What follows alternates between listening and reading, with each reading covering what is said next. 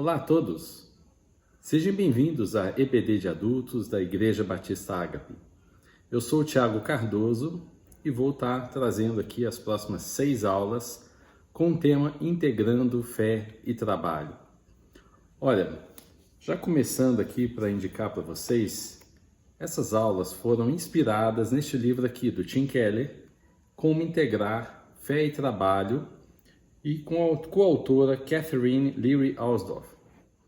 Como que vamos fazer essas aulas, né? Nós temos aí 6 aulas, então hoje e mais 5 aulas, e nós vamos tratar deste tema em 3 grandes assuntos.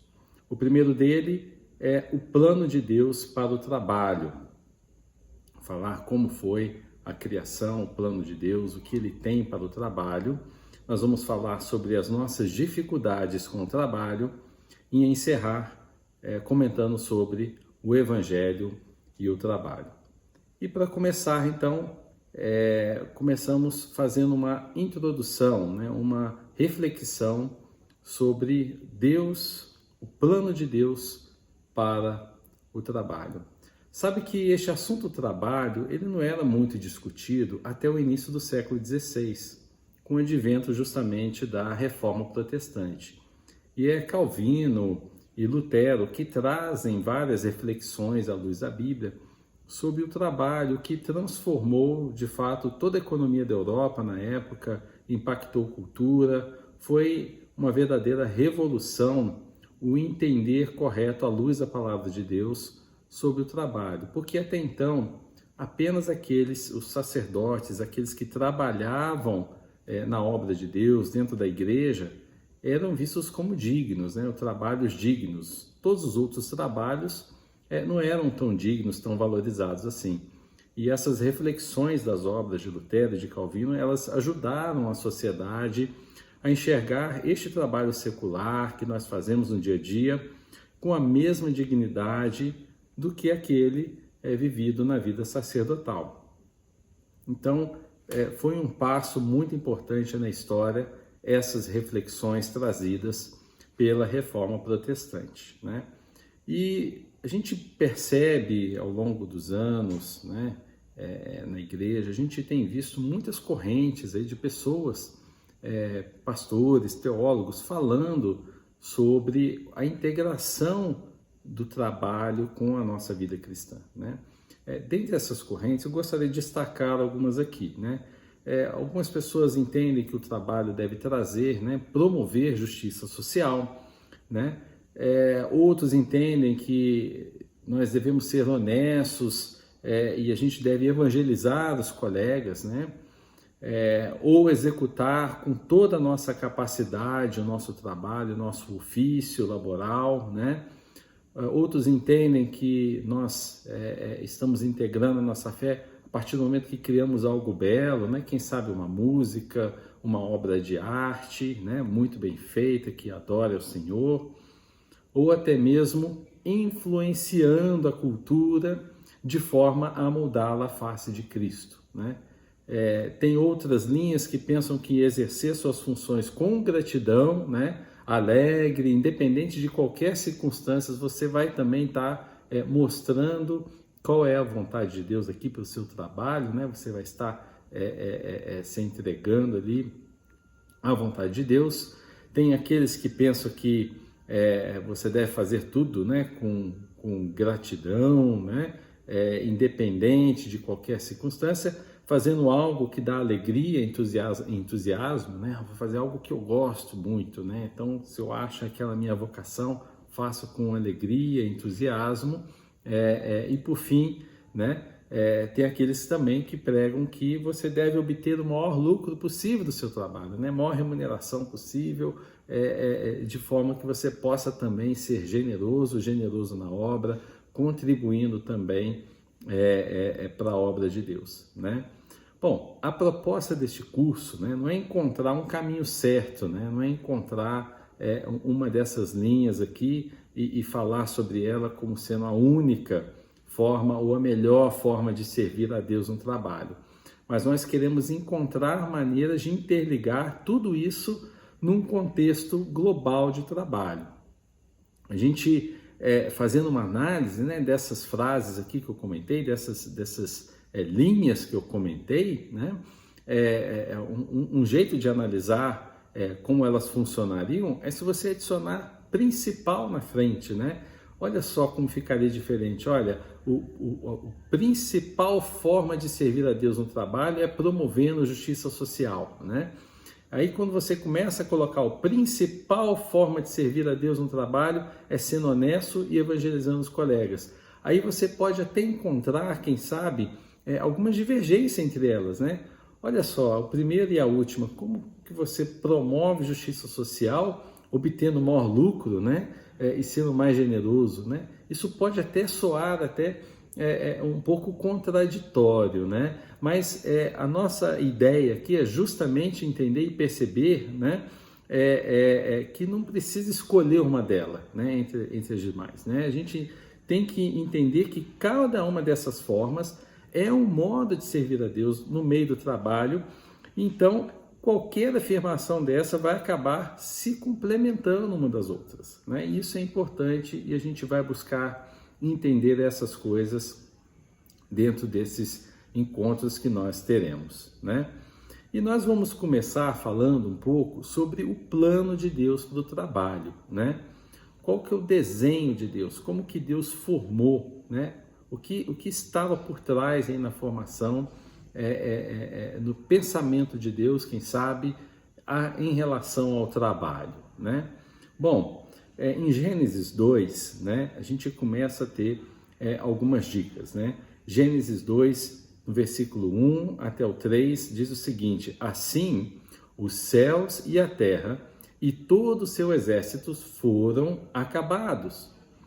E havendo Deus acabado no sétimo dia a sua obra que tinha feito, descansou no sétimo dia de toda a sua obra que tinha feito. E abençoou Deus o sétimo dia e o santificou, porque nele descansou de toda a sua obra que Deus criara e fizera. E no versículo 15 diz: e tomou o Senhor Deus o homem e o pôs no jardim do Éden para o lavrar e o guardar. Olha, em Gênesis nós vimos a criação de Deus, né, como uma obra de Deus, como um trabalho de Deus. E é muito interessante porque quando você compara com outras culturas, quando você compara com outras religiões, né, outras sociedades, a gente vê a criação do mundo tendo um contexto diferente. Ora, quando a gente olha, por exemplo, na Babilônia, a gente tem o deus Marduk, que derrota a deusa Tiamat e usa os seus restos mortais para criar o mundo, né? Então, muitas culturas relatam este início do mundo em uma história como batalha de forças, como guerras, né? Existem outras narrativas que são parecidas como essa, que o universo ele é o resultado da tensão de forças opostas que se equilibram, né? Então, nós vamos ver que ao longo da história, né, ao longo das sociedades, muitas histórias, muitas religiões, né, muitas teorias acerca da criação do mundo, mas Gênesis ele traz uma visão peculiar, né? A história ela é de fato diferente de todas as outras, porque nós somos o resultado de um Deus artesão, de um Deus que resolve usar toda a sua criatividade e colocar aquilo no seu trabalho e fazer algo diferente, algo que vai de fato nos trazer a essa realidade que nós temos hoje. E é muito importante a gente perceber que Deus, quando ele vai fazendo a criação, e nós vemos isso no capítulo 1 inteiro de Gênesis, né? E viu Deus tudo quanto tinha feito, em Gênesis 1, 31, né? E eis que era muito bom, e foi tarde, manhã, e o dia sexto. Ora, Deus ia criando e tudo que ele fazia, ele via que era bom. Ele tinha prazer no seu trabalho, ele tinha prazer naquilo que ele criava. No capítulo 2, versículo 1 diz: assim os céus e a terra e todo o seu exército foram acabados. Tudo foi feito mediante a obra, a criação, mediante a mão do nosso Deus Todo-Poderoso. Desde o princípio, o conceito de trabalho está lá. Olha, eu tenho há muitos anos aqui na nossa igreja falado muito, aos casais. A gente chegou até a nossa classe de EBD dos casais e a gente sempre focou muito no capítulo 2, deixará o homem pai e mãe, se unirá a sua mulher, e a gente sempre falou com muita propriedade, com muita alegria, do propósito de Deus para o casamento, E foi preparando este estudo que eu vi que antes até do casamento nós tínhamos a beleza do trabalho, a criação de Deus através do trabalho. E o interessante é que após isso tudo, Deus passa a ser um Deus provedor, Aquele que provê para a sua criação. Veja que em Gênesis 2:7, Deus cria um homem. E logo, um pouco antes, ele planta e rega um jardim para esse homem, O jardim do Éden, ele foi plantado e regado pelo próprio Deus antes até da criação do homem, E ele cria para este homem uma mulher, Uma ajudadora que é idônea, E ele vai servindo, ele vai provendo este homem, ele vai provendo a sua criação, E ele continua cuidando de tudo por meio da chuva, do cultivo da terra. Quando analisamos e lemos o Salmo 104, entre os versículos 10 e 22, nós vemos que Deus ele vai cuidando da terra, ele manda chuva, ele alimenta os animais, Ele dá de beber aos animais. Ele supre as nossas necessidades, No Salmo 145 nós vemos isso, Deus como o nosso, aquele que supre todas as nossas necessidades. Então nós vemos aqui que além de criador, além de um trabalhador, que trabalha com alegria para a sua criação, ele termina a sua criação e ele passa a suprir as necessidades, ele passa a prover para aqueles a quem ele criou, para a sua obra. E ele nos convida a dar continuidade à sua obra de criação. Olha que interessante, em Gênesis 1:28 ele diz: enchei a terra e sujeitai-a. Ele nos dá um comando de enchermos a terra e de sujeitar a terra. Ou seja, a terra estaria ainda sobre os nossos cuidados, sobre o nosso comando, o nosso domínio, E ele deixou todo esse potencial inexplorado da terra para que o homem pudesse continuar a sua criação através, agora sim, do trabalho do homem. Em Gênesis 2:15, o homem foi colocado no jardim para cultivar e guardar, Havia então este trabalho para Adão, o cultivo da terra, de guardar a terra, Teve também o trabalho de dar nome aos animais, Então nós vemos aí diversas ocasiões em que o trabalho se faz presente desde a criação do mundo. E Deus trabalha em nós não só como provedor, mas através de nós para continuar a sua obra. Que diria Salmo 127:1, Se o Senhor não edificar a casa, em vão trabalham as que edificam. Então não adianta também nós trabalharmos por nós mesmos, Nós necessitamos ainda assim, e até hoje, da provisão de Deus no nosso trabalho. E o nosso trabalho, ele tem virtudes, Veja que o trabalho, ele fazia parte do paraíso. Desde o início, o trabalho fazia parte. Existe um teólogo chamado Ben Witherington, e ele resumiu esse trabalho no paraíso da seguinte forma: é perfeitamente claro que o excelente plano de Deus compreendia os seres humanos sempre trabalhando, ou mais especificamente, vivendo no constante ciclo de trabalho e descanso. Então, veja que a compreensão deste teólogo sobre a análise de Gênesis foi que Deus, na criação da sua obra, ele já compreendeu e já determinou de que o trabalho faria parte da vida do ser humano. Então, novamente, nós temos um contraste até com outras religiões, até com outras crenças passadas, né? E o trabalho ele não é algo que surgiu na humanidade após um longo período de lazer e de descanso, né? Isso é uma ideia enganosa, né? Ele sempre fez parte deste desenho perfeito que Deus sempre teve para a vida humana, pois nós fomos criados à imagem de Deus, e parte de sua glória e de felicidade de Deus é que ele trabalha, assim como o próprio Jesus afirmou em João 5,17. Jesus respondendo uma pergunta, ele disse: olha, meu pai trabalha até agora e eu trabalho também. Veja que nós temos um Deus trabalhador, e como feitos em imagem e semelhança de Deus, né?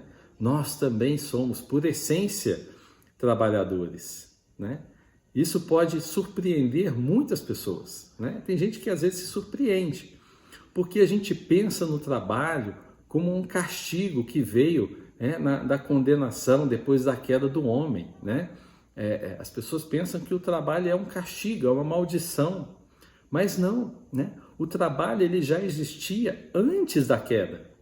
Antes do homem cair, ele já tinha o trabalho, né? E Deus, pelo próprio exemplo, né, na sua criação, ele já determinou, ele já colocou a função do trabalho dentro da rotina do homem, né?